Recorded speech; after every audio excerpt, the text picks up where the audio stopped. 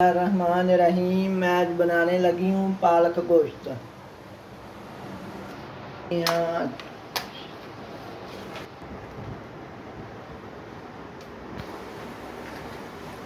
पीला मैं लगी हूँ पालक पाना।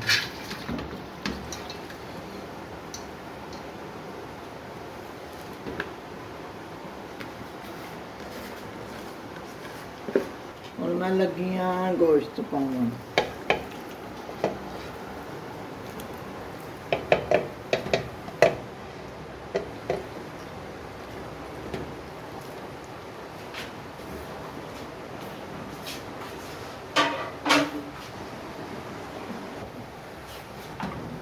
ਹੁਣ मैं लगी हाँ पानी पाना।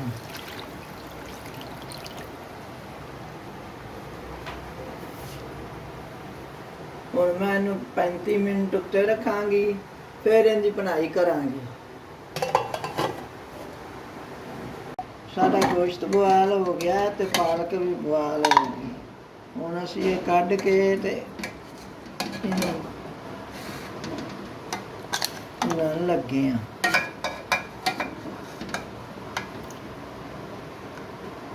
ਕੱਢ ਕੇ ਤੈਨੂੰ ਸਹੀ ਭੁੰਨਾ ਦੇ ਚੰਗੀ ਤਰ੍ਹਾਂ। 10 ਮਿੰਟਾਂ ਬਾਅਦ ਤਿਆਰ ਹੋ ਗਿਆ। ਗੋਸ਼ਤ ਵਿੱਚੋਂ ਕੱਢ ਲਿਆ ਹੈ ਤੇ ਹੁਣ ਪਾਲਕ ਘੋਟ ਕੇ ਤੇ ਫਿਰ ਭੁੰਨਾ। ਗੋਸ਼ਤ ਵੀ ਆ ਪਾਲਕ है, आ गोश्त है, आ जहनी है, आ अदरक लहसुन है, आ सब्ज मिर्च है, आ हल्दी है, आ प्याज है। और मैं लगी हाँ उत्ते पतीली रखा।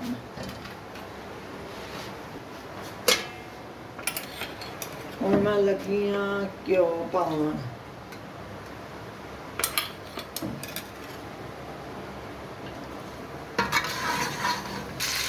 घ्यो गर्म हो गया, मैं लगी हाँ प्याज पावन। और मैं लगी हाँ प्याज पावन। घ्यो गर्म हो गया, प्याज पा के ब्राउन हो गया तो फिर मिर्चा पाना।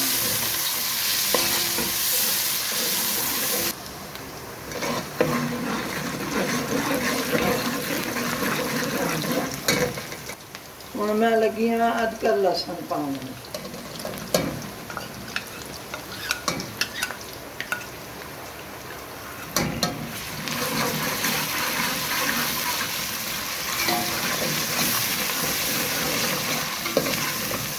प्याज ब्राउन हो गया तो मैं मिर्चा पाने लगी।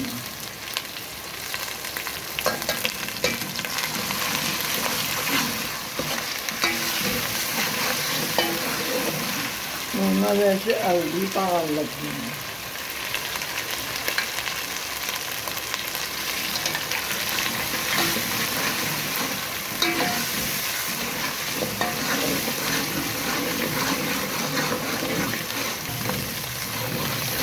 मिर्चा भुज गई ने। हूँ मैं लगी हाँ बिच गोश्त पाना। हूँ मैं लगी हाँ गोश्त पावन। मेरी मिर्चा भुज गई, गोश्त पान लगी हाँ।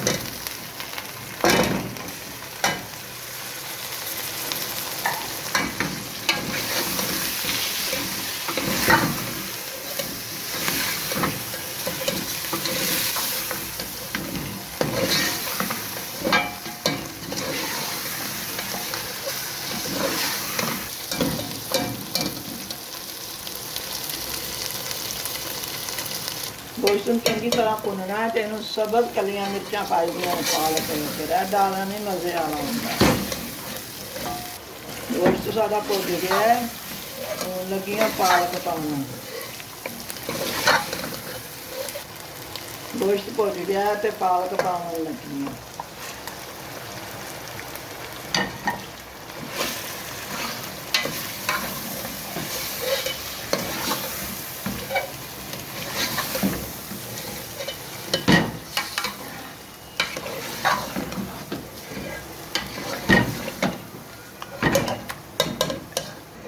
गोश्त वाली जरनी थी ना वो इहदे पावांगे।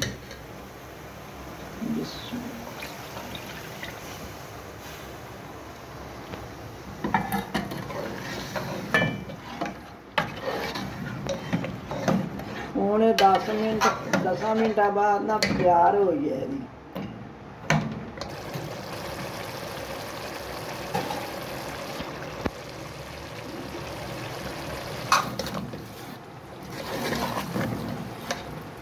ਸਾਡਾ ਪਾਲਕ ਗੋਸ਼ਤ ਤਿਆਰ ਹੋ ਗਿਆ ਹੈ। ਹੁਣ ਮੈਂ ਲੱਗੀ ਹਾਂ ਮਸਾਲਾ ਪਾਉਣ।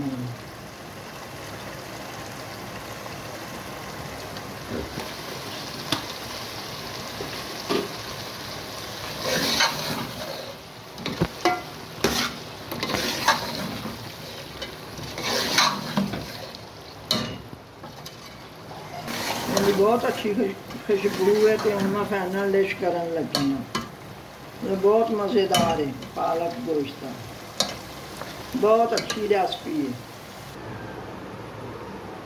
हम मैं फाइनल डिश करन लगी हाँ।